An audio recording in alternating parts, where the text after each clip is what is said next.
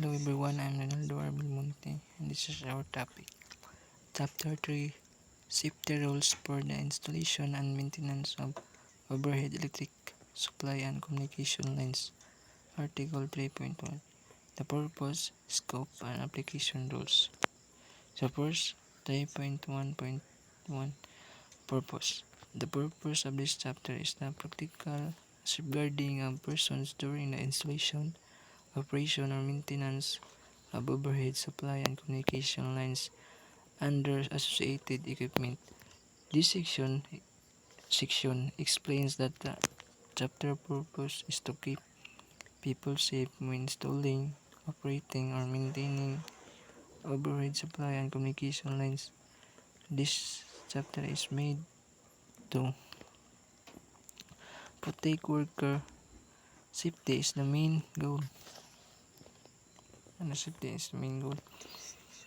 3.1.2 Scope. This chapter covers supply and communication conductors and equipments in overhead lines. It covers the associated structural arrangements of such as system and the extensions of such system into building. The rules include requirements for spacing, clearances, and strength of construction. They do not cover installation in electric supply stations, except as required by Rule 2.7.3.1. Note: Chapter 5 contains the approach, distances, and work rules required of supply and communication employees and their employees working on or near supply and communication lines and equipments. So this part tells what the chapters covers, such as the rules for overhead supply and communication lines, their structures, spacing, and clearances.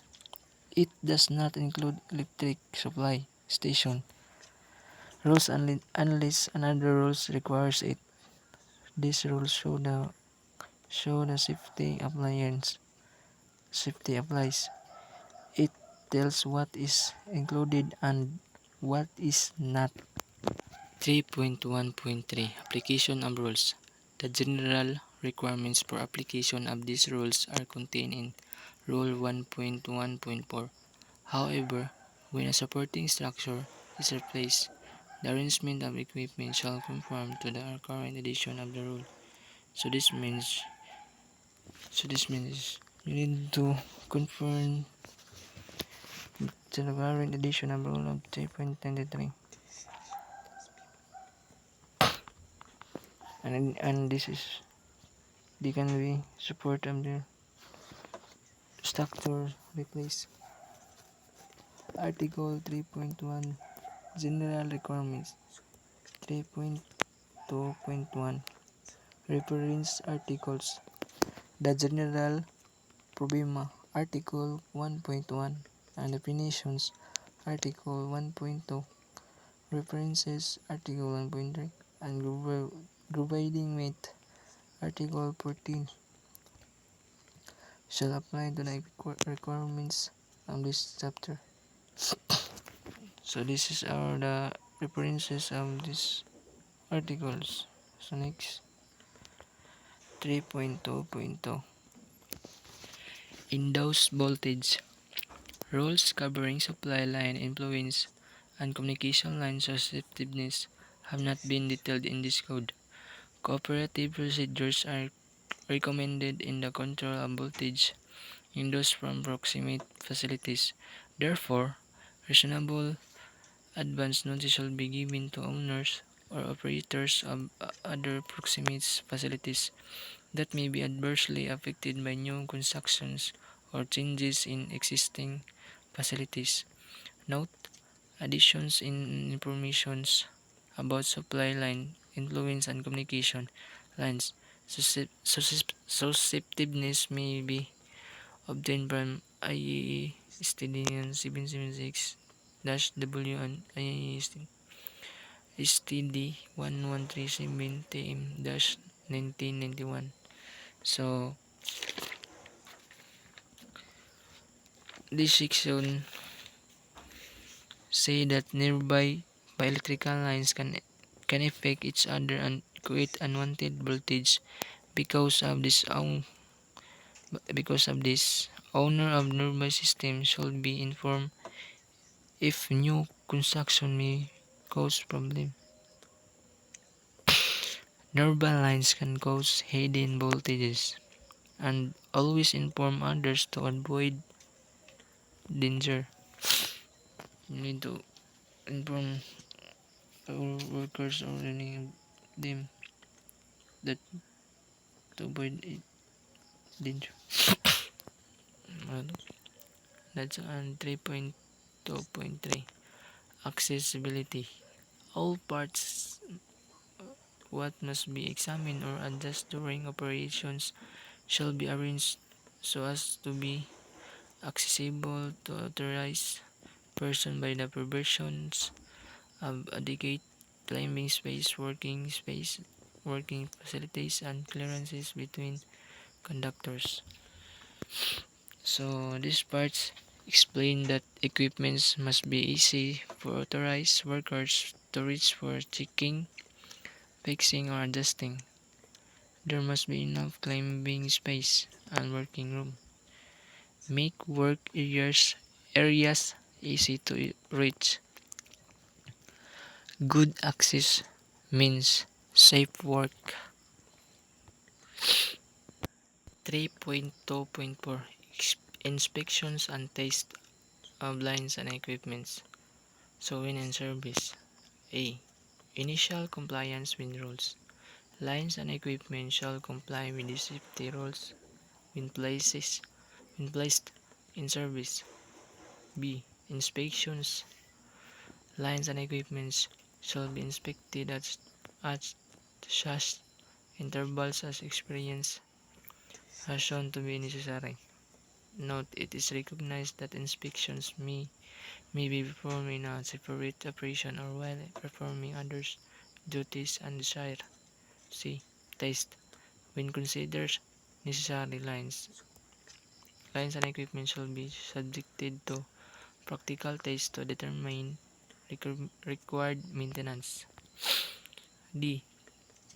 Inspection records. Any condition or defects affecting compliance with this code revealed by inspection or test, if not promptly corrected, shall be recorded. Such record shall be maintained until the conditions or defects are corrected. A. Corrections. 1. So this correction is we have a one two parts lines and equipments with recorded condition or defects that will reasonably be, be expected to endanger life or property shall be promptly corrected, disconnected, or isolated. To other condition or defects shall be designated for correction. So these sections states lines and equipments must be follow the rules before use and must be inspected and tested regularly to ensure safety and maintenance needs. So inspect and test to keep systems safe. Regular checks your place in service to prevent accidents. Article 13 General Requirements 1.2.4.2 When out of service. A. Lines and infrequently used. Lines and equipments infrequently used shall be inspected or tested as necessary before being placed into service.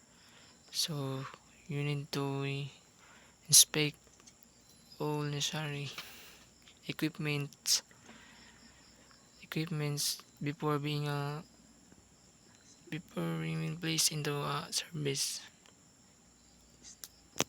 B. Lines temporarily out of service. Lines and equipment temporarily out of service shall be maintained in a safe condition. Means of lines temporarily out of service is you must be maintain this in a safe condition, like mga temporary service. C. Lines permanently abandoned. Lines and equipment permanently abandoned shall be removed or maintained in a safe condition. So lines permanently abandoned it seems like B. Lines temporarily out of service. You must be maintained in a safe condition. But it's, this equipment is permanently abandoned.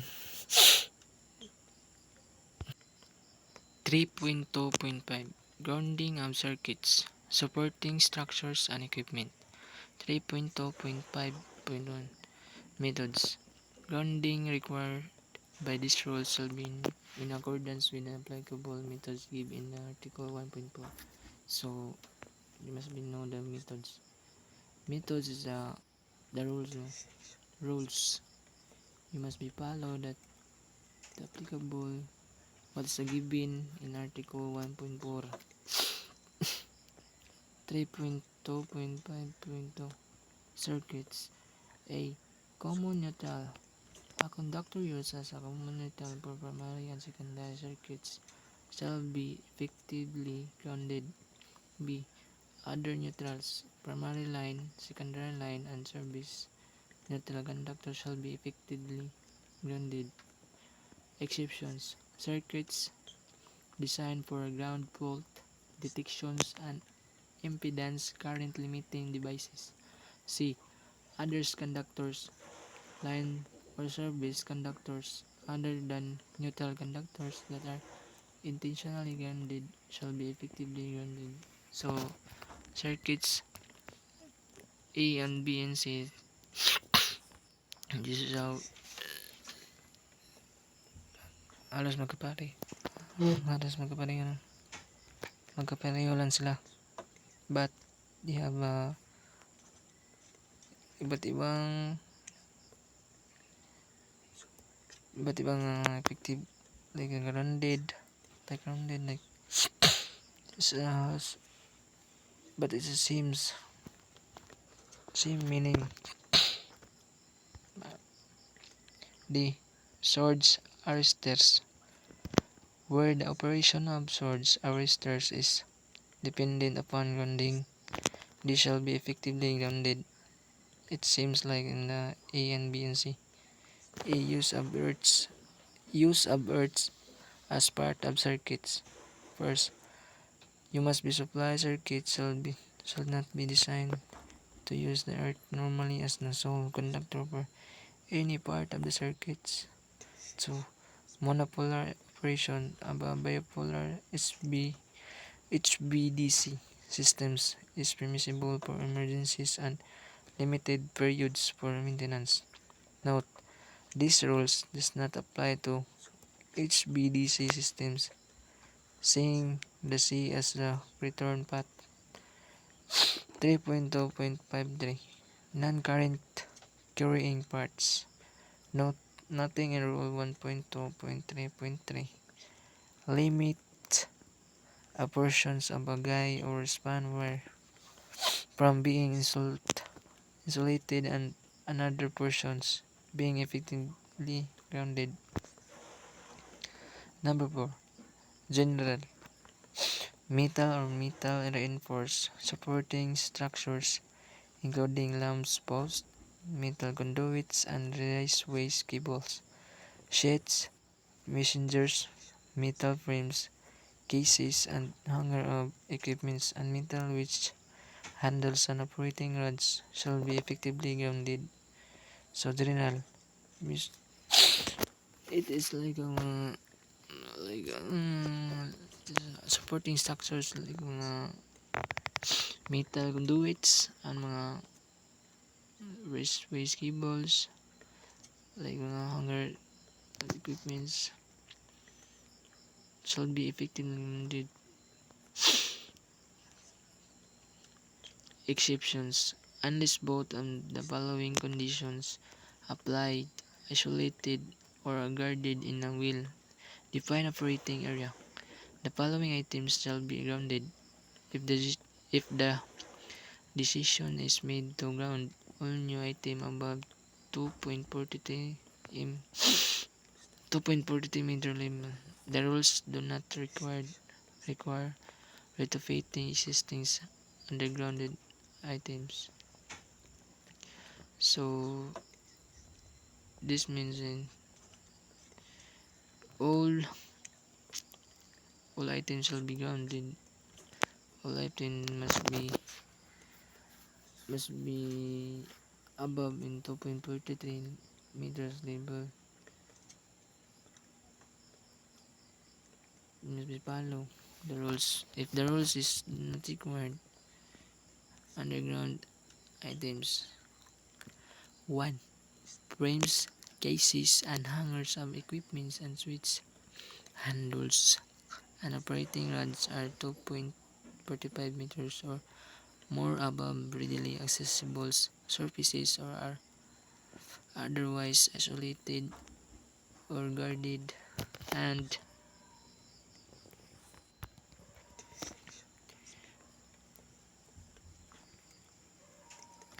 2.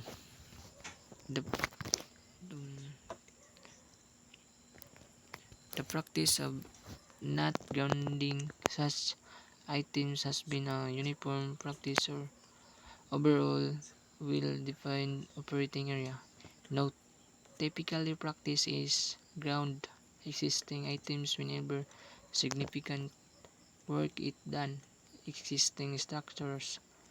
Exceptions: these rules does not apply to isolated or guarded equipment cases. Certain specialized applications, such as series capacitors, where it is necessary that equipment cases be either ungrounded, connected to the circuits. Such equipment cases shall be considered as energized and shall be suitable, stably identified. Yes, excuse me. So, the exceptions. 3. These rules does not apply to equipment cases, frames, equipment hangers, conduits, wristways, and cable switch, enclosing or supporting only communications conductors, provided they are not exposed to contact with open supply conductors. B. Anchor guys and span guys. Anchors guys and span guys shall be effectively grounded as specified in section 1.4.3.3. C. Exceptions: where one or more guy insulators meeting the required sections 3.8.10.1 and 3.2.5.3 or 3.2.5.3 A are inserted in a anchor guy or span guy. The guy is not required to be grounded. Note: for the purpose of these rules is span guy and its associated anchor guy are bonded together. They may be considered as one guy. C. Span wires carrying luminaires or traffic signals. Span wires carrying luminaires or traffic signals shall be effectively grounded. Exceptions: where one or more span wire insulators meeting the requirements of section 3.8.12 and use and 3.2.53 A are inserted in a luminaire or traffic signal span wire. The span wire is not required to be grounded. So the span wire is not required. Hindi siya required as a grounded. So the use of insulators in anchors, guys, where insulators are used in layo of grounding in our answer, guys, is in accordance with rules 3.2.53. B. Insulators shall be installed as follow. So, we now use of insulator in answer, guys. You must be follow the rules of 3.2.53 by the giving accordance.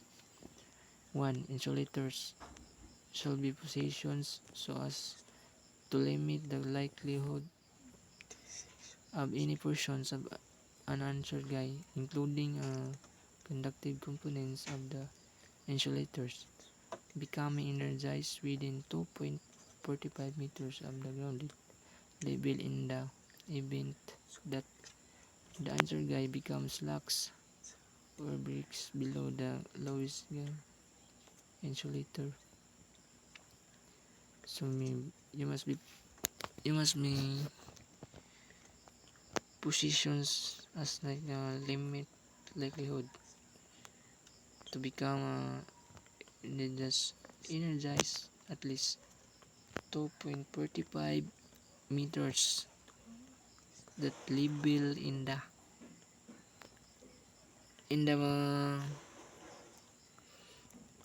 in the answered guy and slug or break below the lowest insulator.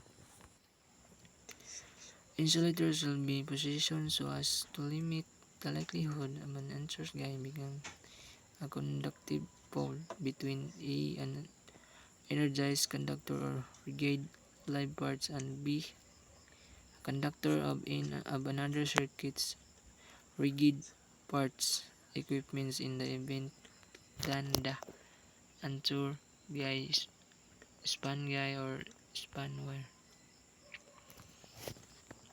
3.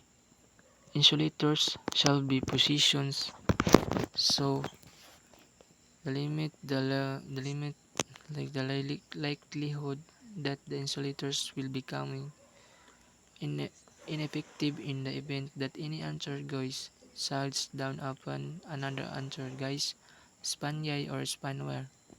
A. Use of insulators in span guys and span wires supporting luminaires and traffic signal. So you must be use of insulator in any span guys and span wires to support traffic signals. Where insulators are used in lieu of grounding in span guys or span wires supporting luminaires and traffic signals in accordance with the rule of 3.2.5.34 or rule of 3.2.5.3. The insulators shall be installed as follow. You must follow these rules. Two rules. 3.2.5.34 and the 3.2.5.3. You must follow the rules to prevent signal, traffic, and luminaires. 1. Insulator shall be positioned so as to limit the likelihood of any portion of span guys or span wire becoming energized within 2.45 of grounded level of span guide of span becomes lax. 2. Insulator shall be positioned so as to limit the likelihood of span wires or span wire becoming a conductive path between an energized conductor or against live parts and be a conductor of another circuit's rigid parts of or equipments in the event that the span guy or span wires becoming slacks. Insulators shall be positioned so as to limit the likelihood that the insulators will becoming ineffective in the event that any span guy or span wires sags down upon another answer guy, span guy, or span wire. F. Use of insulators in span wires supporting energized trolley or electric railroad railroad contact conductors. 1. All span wires supporting energized trolley or electric railroad contact conductors including bracket span wires, shall have suitable insulators in addition to an insulated hanger if used, inserted between each point of support of the span wire and the trolley or electric railroad conductor supportive. Exception 1. Single insulators as provided by an insulated hanger may be permitted when the span wire or bracket is supported on wood poles supporting only trolley, railway, feeder, or communication conductors used in the operation of the railway concerned. Exception 2. Insulators are not required if the span wires is effectively grounded. Exception 3. These rules does not apply to insulated feeder taps used as palm wire. To in case insulated hangers are not used, the insulator should be located so as to that to limit the likelihood of having the energized part of the span wires within 2.45 meters of the ground level in the event of a broken wire. So you must be use span wire within 2.45 meters if the grounded is effectively, and this means is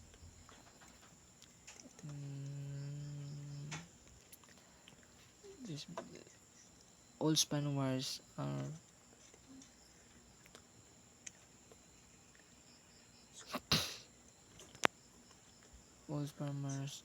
all span wires as this as supporting in addition to an insulated hanger if it used, and it's supported on wood poles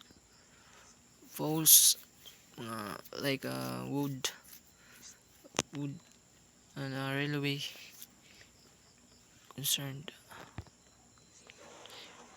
G. Insulators used to limit galvanic corrosions. And insulators in the guide stand used exclusively for the limitation of galvanic corrosions of metal in ground rods and cars and core rods or pipe in an effectively grounded systems shall meet the requirements of sections 3.8.10.1 A to 3 and be installed such that 1. The upper portion of a guy has been effectively grounded according to the rule 3.2.5.3 and the top of insulators used to limit galvanic corrosions shall be installed at an elevation below exposed energized conductors and parts.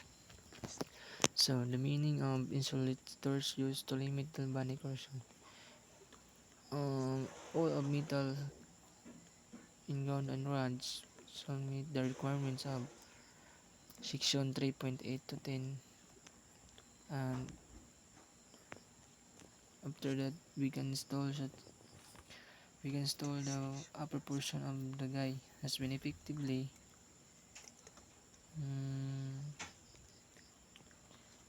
and the top of insulator used to limit the galvanic corrosion and shall be installed at below of conductors or parts. Note C sections 3.8.10 2001. H. Multiple messengers on the same structure, communication cable messengers exposed to power contacts, power induction or lightning shall be banded together at intervals specified in Rule 1.4.3.3. So, arrangement of switches 3.2.4.1. Accessibility. Switches, dither, control mechanism shall be installed so as to be accessible to authorized person.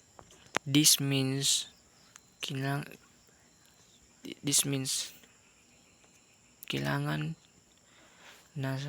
kailangan ma-access ito ng mga tao, like tabi ng pultahan, para pag walang ilaw pagaling sa lambasin ng ilaw. Switch control must be installed as accessible to the person, indicating open or closed position. Switch position shall be visible or clearly indicate. So you must be indicates the switches open or close position. So 3.2.6.3 locking. Switch operating mechanisms that are accessible to authorized persons shall have provisions for locking each operational positions and shall be locked or otherwise secured except during operation or testing. So locking, you must be accessible to authorized person. Kinangan kinangan kinanglan nga imong ilak or otherwise secured it during operating or testing. Note, say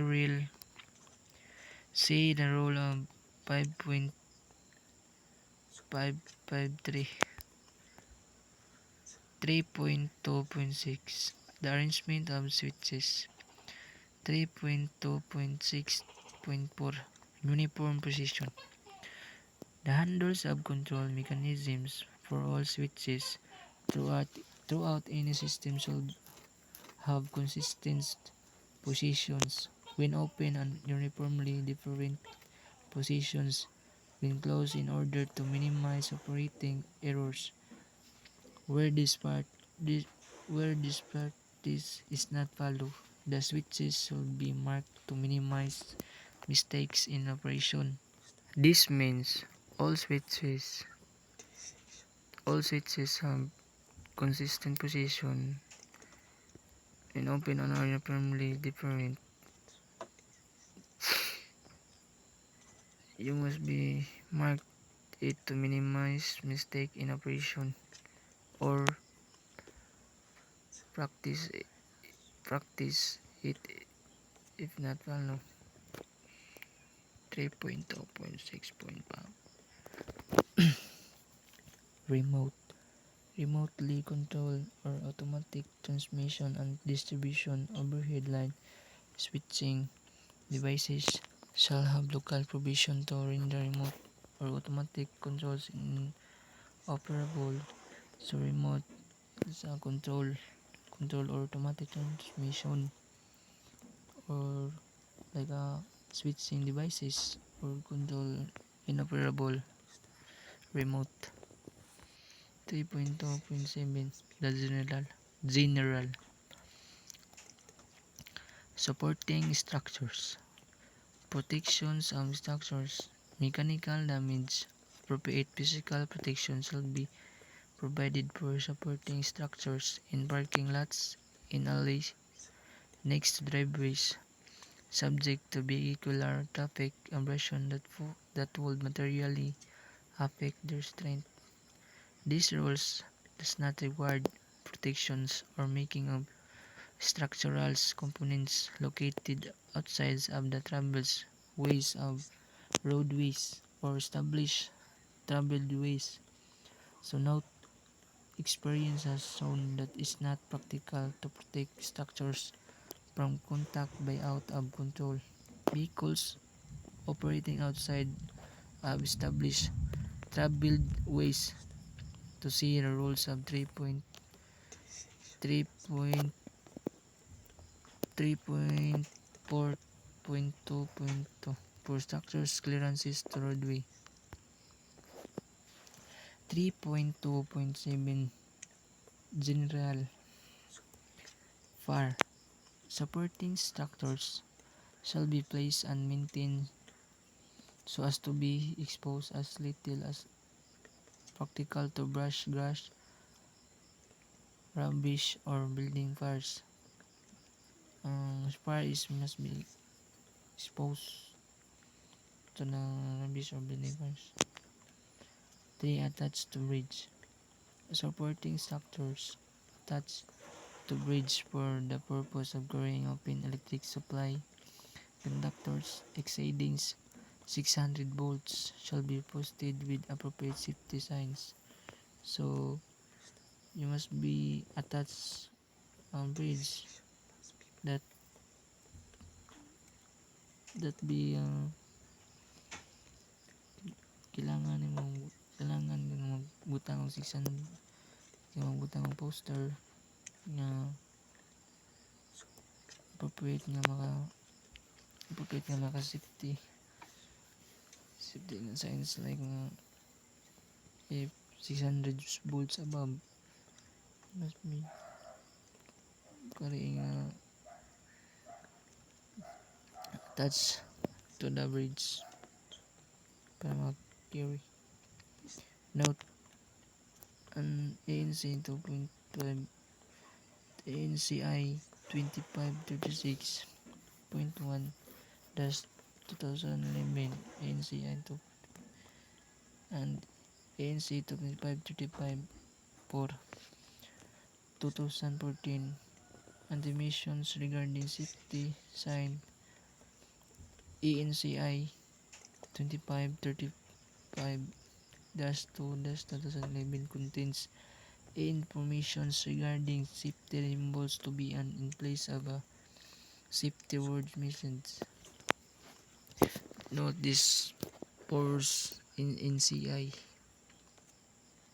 that requires the informations like symbols to be in the safety words per message. B. Readily claimable supporting structures. 1. Readily claimable supporting structures such as closely latticed poles or towers or bridge attachments carrying open electric supplies conductors energized at more than 300 volts which are adjacent to road regularly travel pedestrian through first or places where persons frequently gather such as schools or public playgrounds shall be equipped with barriers to inhibit climbing by unqualified persons or posted with appropriate safety signs. Exceptions. These rules does not apply where access to the supporting structures is limited by a fence meeting the height requirements of the rules. 2.2.121 A. Note ANCI 2536.1 2011 ANCI 1 2535.2-2011 and ANSI 255 2555-4-2011 contain information regarding these safety signs. ANSI 2535 25353-2011 contains information regarding safety symbols to be used in place of a safety word message. The meaning of this readily claimable supporting structures, you must be closely latticed poles or tower to the bridge attachments. If the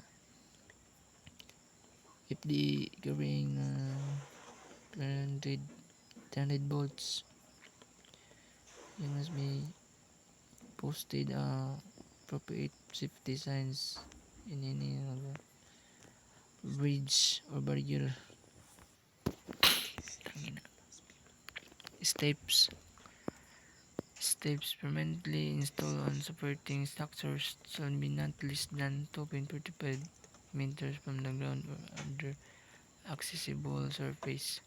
Where steps are temporarily installed less than 2.45 meters from the ground or other accessible surface, structures shall be intended or barriers installed to inhibit climbing by unqualified persons shall be installed. Exceptions 1. These rules does not apply where supporting structures are isolated. Exceptions 2. These rules does not apply when access to supporting the structure is limited by a fence meeting the height requirements of the Rule 2.2.1.1a. So we must be follow these steps to permanently install and shall be not less than 2.45 meters. If the steps are temporarily installed not less than 2.45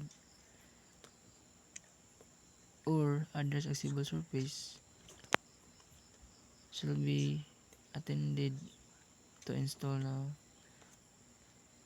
inhibit like to an unqualified person shall be installed.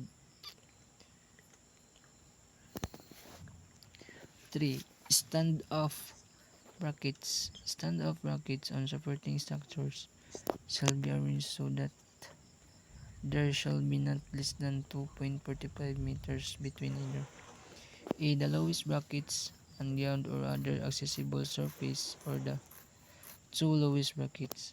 Exceptions. These rules does not apply where supporting structures are isolated. C. Identifications. Supporting structures, including those on bridge, on which supply or communication conductors are maintained, shall be constructed, located, or marked or numbered so as facilitate identification by employees authorized to work therein. So, Stand-off brackets must be facilitated in by employees to authorize the work jury. Kinahanglan lang but nga uh, mark para mahibaw-an sa mga motorize sa ilang workplace. Kinahanglan to avoid